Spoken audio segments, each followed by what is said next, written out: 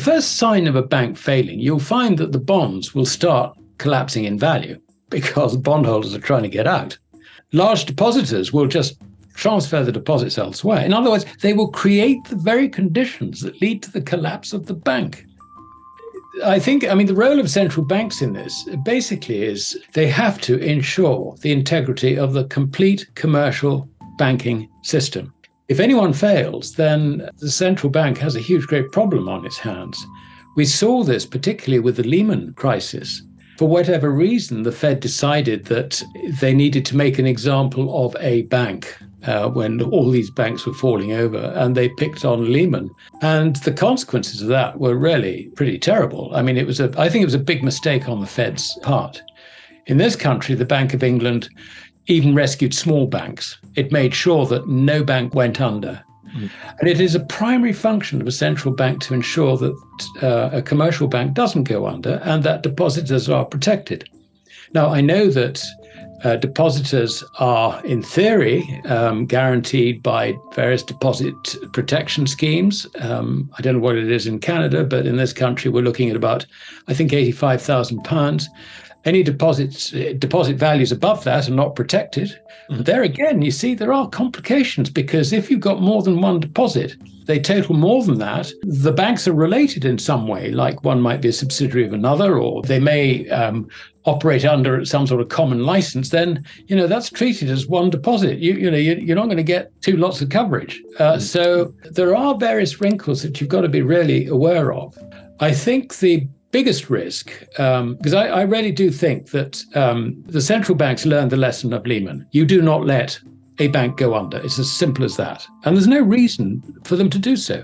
But I think the wild card in this is the legislation that was passed at the behest of the G20 in all the G20 states, whereby, in the words of Gordon Brown, who was our prime minister at the time, the taxpayer shouldn't be on the hook for all the misdeeds of bankers. I'd say that's an emotional comment from a politician.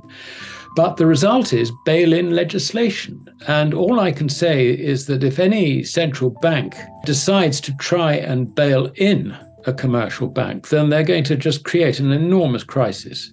I like to think that commercial banks, through the Bank of International Settlements, have probably agreed between them that in the event of a banking crisis, the bail-in procedures will not be pursued. But I have no guarantee that that's the case. I have no guarantee that one of the G20 might not have been listening properly. Define what a bail-in is for people that might not be familiar with that word. Yes, sure. Well, a bailout is simple. Let's start with that. And a bailout basically is central bank basically takes on board all the losses of a failing bank, whether it puts it into a bad bank or, sort of restructures it somehow. But the point is that all deposits are guaranteed. In the case of a bail-in, the idea is that the burden of the rescue should not fall on the central bank as much as possible. It should fall on the shareholders, it should fall on the bondholders, and it should also fall on the large deposit holders, the ones with, in our case, over £85,000. Mm-hmm. I'll just give you an example where that is actually very, very bad. I would guess that in Canada, you've got the same sort of thing. You have solicitors' accounts. These are accounts where client money is segregated into a common account. Say you're buying a property or something like that, and you would put deposits or the funds, if you like, from the sale of a house would go into the solicitor's account to begin with before it is sent to you. Now, if a bank goes bust, that account's going to have many millions in it, and that doesn't get rescued. Mm-hmm. So you could find that you're caught in the middle of this really nasty situation. There is every reason why this bailout procedure should actually go ahead. Otherwise it's just too messy. But bail-ins, the first sign of a bank failing, you'll find that the bonds will start collapsing in value because bondholders are trying to get out. Large depositors will just transfer the deposits elsewhere. In other words, they will create the very conditions that lead to the collapse of the bank. So bail-ins are actually counterproductive. And the other thing is that shareholders just end up being diluted down to zero. So you will see share prices falling in the stock market. You would see bond values collapsing, and you would see a run on the bank.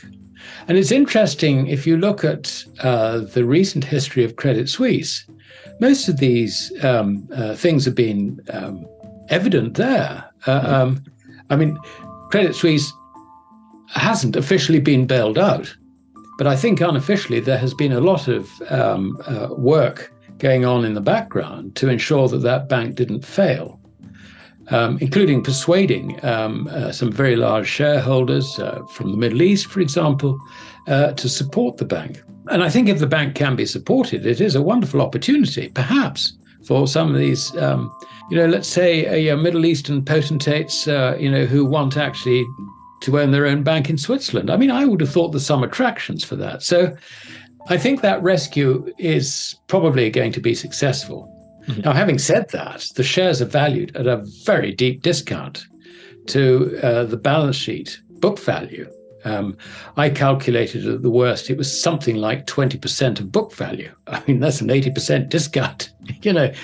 You only get that if the market's in effect saying this bank's bust. Mm-hmm. There are various other banks in Europe on a similar rating, not quite as bad as that, but similar rating. So we're looking at a system where these risks are judged by the market to be actually quite real.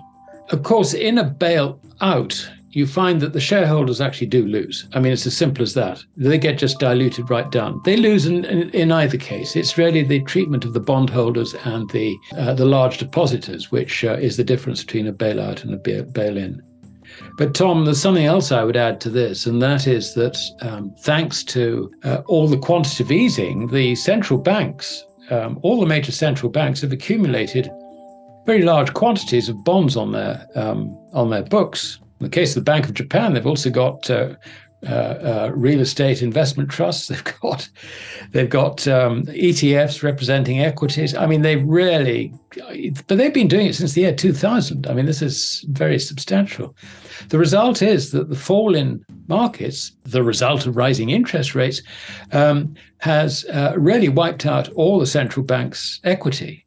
I look at the Fed, I look at the Bank of England, I look at the ECB, I look at the Bank of Japan. Now, normally this is not too much of a problem because a central bank can quite easily recapitalize itself with its government shareholder. But there is a problem in Europe, in the Eurozone, and that is that the ECB is not held by any government. It's not owned by government. It's owned by a consortium of national central banks in the Eurozone. And the problem there is that you do usually require legislation to recapitalize a national central bank. And I can just imagine the conversation in the Bundestag as some pesky politician actually says, now, hold on a minute. What are you doing about these target 2 imbalances? And you can immediately see how the whole of this recapitalization process could end up being extremely difficult. So I think the danger, to my mind, is probably, and there's no guarantee I'm right in this, but probably more with the central banking network than it is with the commercial banking network. I'm assuming that the central banks will do everything they can to bail out any failing commercial banks.